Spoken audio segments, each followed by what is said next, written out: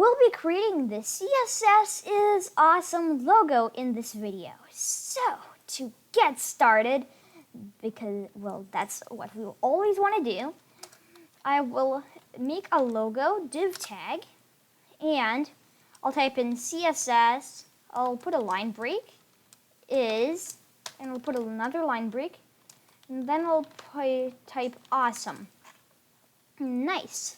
Now we need to get it centered in the screen by using body, margin 0, min, height, 100 VH, and then we'll put a display of grid and a place content of center that does the job.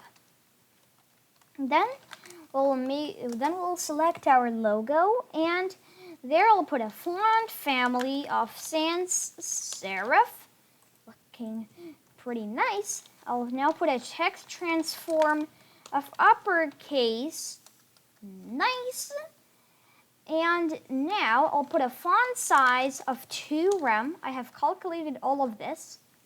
And then I'll put a width of 6.4 rem. And we can either say a height of 6.4 rem, but I prefer putting an aspect ratio of 1. That is exactly the same thing. So now I'll put a border of 2 pixels solid, and we already have a black border. And I'll also, now we need to put some padding of 0.4 rem. Okay, we have everything that we need, but we can select the text. So here's our select of none, so that we wouldn't be able to select it. That is the CSS is awesome logo. But let's say you want to scale it down. Well, I'll set up everything for you. So scale, it's a custom property. Custom properties are awesome stuff. So I'll put a scale of 0.5. Nothing happens, of course.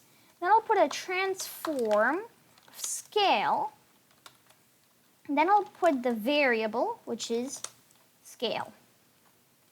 Okay, so we can now scale it down and scale it up how much we want.